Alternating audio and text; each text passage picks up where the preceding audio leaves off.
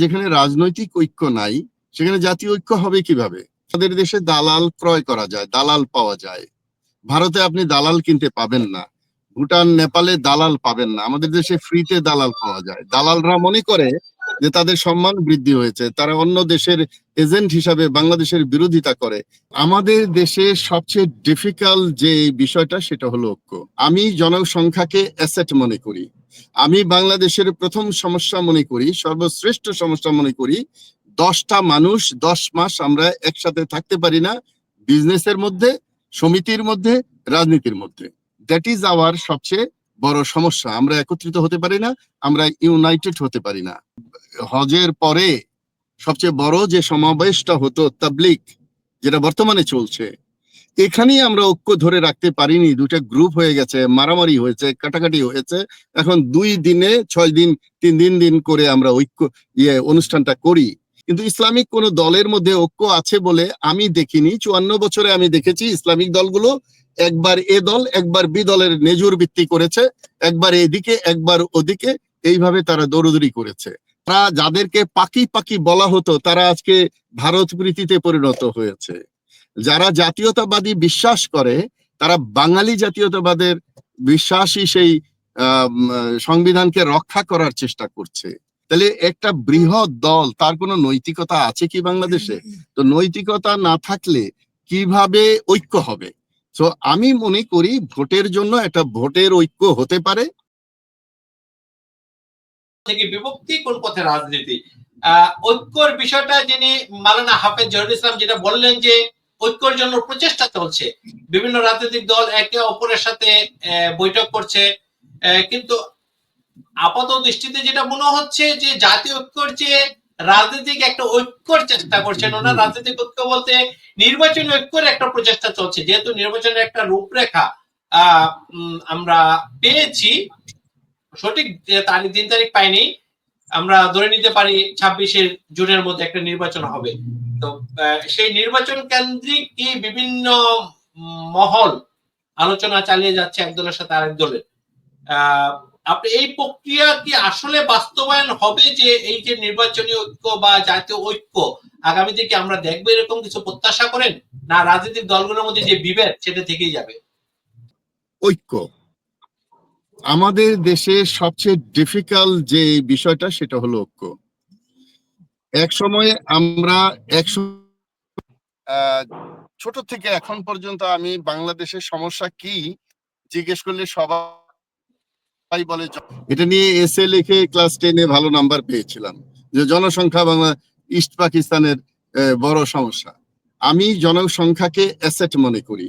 আমি বাংলাদেশের প্রথম সমস্যা মনে করি, সর্বশ্রেষ্ঠ সমস্যা মনে করি, 10টা মানুষ 10 মাস আমরা একসাথে থাকতে পারি না, বিজনেসের মধ্যে, সমিতির মধ্যে, রাজনীতির মধ্যে। দ্যাট ইজ আওয়ার সবচেয়ে বড় সমস্যা। আমরা একত্রিত হতে পারি না, আমরা ইউনাইটেড হতে পারি না। দ্বিতীয় সমস্যা হলো আমাদের দেশে দালাল ক্রয় করা যায়, দালাল পাওয়া যায়।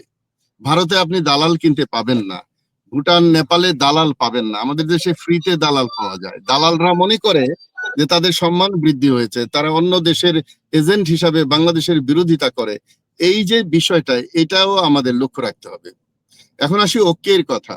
আমাদের যেখানে রাজনৈতিক ঐক্য নাই সেখানে জাতীয় ঐক্য হবে কিভাবে? আমি জাতীয় ঐক্য ফ্রন্টের একজন কারিগর ছিলাম ডক্টর কামালের সাথে। এর আগে জাতীয় ঐক্য ফ্রন্টে ছিলাম। এই দুটো ঐক্যের সৃষ্টি এবং ধ্বংস আমি দেখেছি।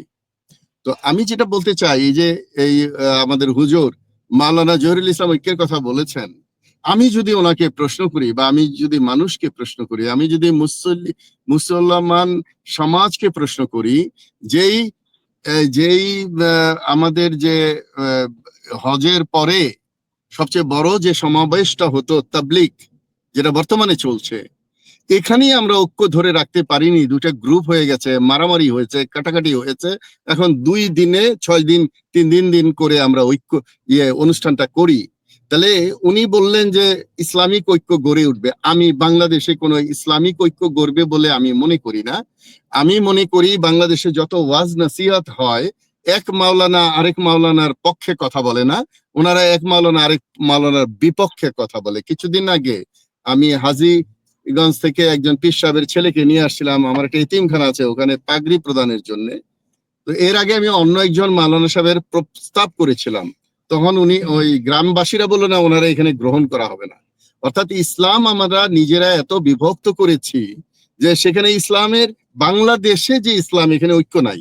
তাহলে আমরা জাতীয় ঐক্যে ইসলামিক এই নেতৃবৃন্দ কিভাবে কাজ করবে, আমার প্রশ্ন থাকলো সকলের কাছে, ইভেন বিজ্ঞ ফজলুল হকের কাছেও, যে আমরা সাধারণ মানুষ মোটামুটি ঐক্য আছে, আন্দোলনে যাই এই যাই, কিন্তু ইসলামিক কোন দলের মধ্যে ঐক্য আছে বলে আমি দেখিনি। 54 বছরে আমি দেখেছি ইসলামিক দলগুলো একবার এ দল একবার বি দলের নেজুর ভিত্তি করেছে, একবার এদিকে একবার ওদিকে, এইভাবে তারা দৌড়দৌড়ি করেছে।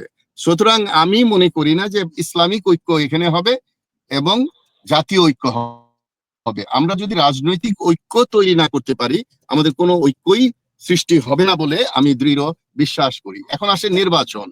আপনি বলেছেন নির্বাচন, বাংলাদেশের নির্বাচন হবে কি না হবে এর নিশ্চয়তা কে দিবে? আমি এখনো অনিশ্চিত যে বাংলাদেশ এক অন্ধকার গহ্বরে ঢুকবে কিনা। আমরা ছোট ছোট ছাত্রদের ক্রেডিটকে ছিনিয়ে নিয়েছি, তারা প্রবীণরা যা পারেনি। 28 অক্টোবর যখন বিএনপি পালিয়ে গেল তাদের অফিসের সামনে থেকে গরুর হাটে, তখন ইয়াংদের, তরুণদের, আমি নুরুল হক নূর, তখন আমি ওদের সাথে ছিলাম, আমরা মিছিল করেছি ওখানে, কিন্তু বিএনপি পালিয়ে গেছে। বিএনপি ওখানে দাঁড়িয়ে যদি আমাদের আবু সাইদের মতো একটা দুটা বীর থাকতো যে রক্ত দেব, মাইক ছাড়বো না, তাহলে হয়তো তখনই বিজয়টা হতো। তো ওনারা, আমি আজকে একটা পোস্ট দিয়েছি এই ফেসবুকে, যাদেরকে পাকি পাকি বলা হতো তারা আজকে ভারত প্রীতিতে পরিণত হয়েছে। যারা জাতীয়তাবাদী বিশ্বাস করে তারা বাঙালি জাতীয়তাবাদের বিশ্বাসী সেই সংবিধানকে রক্ষা করার চেষ্টা করছে। যেই বাঙালি জাতীয়তাবাদীর অনুসারী আমাদের শাহাবুদ্দিন চুপ্পু, তাকে রক্ষা করার চেষ্টা করছে। তাহলে একটা বৃহৎ দল, তার কোনো নৈতিকতা আছে কি বাংলাদেশে? তো নৈতিকতা না থাকলে কিভাবে ঐক্য হবে? তো আমি মনে করি ভোটের জন্য একটা ভোটের ঐক্য হতে পারে। ভোটের ঐক্য হলে কে জিতবে না জিতবে সেটা দেখা যাবে। তবে বিএনপি যদি মনে করে তারা ক্ষমতায় চলে গেছে, এটা বুমেরাং হতে পারে। আমরা 2001-এ শুনেছিলাম যে আওয়ামী লীগ ক্ষমতায় চলে যাচ্ছে, কিন্তু পরে দেখলাম বিএনপি গেল। এবারও যদি বিএনপি মনে করে ক্ষমতায় চলে যাবে, অন্য কোনো জোট বা অন্য কোনো দল ক্ষমতায় আসে, তাহলে আমি অবাক হব না। অতি আশা করা এবং যেই ভাবে ক্ষমতায় বা দায়িত্বে যাওয়া উচিত সেই কাজগুলো যে না করে, আওয়ামী লীগকে অনুসরণ করে যদি বাজি বন্ধ না করা হয়, যদি টেন্ডারবাজি, ধর্ষণ এবং আপনি খুন খারাপি, দুই গ্রুপে মারামারি, কাটাকাটি, ইজারা, দখল, বাজার, আপনার খেয়াঘাট, এগুলো দখল, বাড়ি দখল, এগুলো বন্ধ না করে, তাহলে বিএনপি কে এইবার বাংলাদেশের জনগণ ভোট দিবে কিনা আমার সন্দেহ আছে। আমি একটা কথা বলে এখানে শেষ করছি, যে আমরা দুর্ভাগা, আমরা স্বৈরাচারের বিরুদ্ধে কথা বলেছি, এখন বিএনপির বিরুদ্ধে কথা বলতে হয়, এখন বর্তমান সরকারের বিরুদ্ধে কথা বলতে হয়, ছাত্রদের বিরুদ্ধে কথা বলতে হয়। আমরা কি সারা জীবন বিরুদ্ধেই কথা বলে যাব? এমন কোন চরিত্র বা এমন কোন দল, এমন কোন গোষ্ঠীকে আমরা পাবো না যারা নৈতিকতার মধ্যে রাজনীতি করবে বাংলাদেশের স্বাধীন দেশের স্বাধীন রাজনীতি। ধন্যবাদ আপনাদের সবাইকে।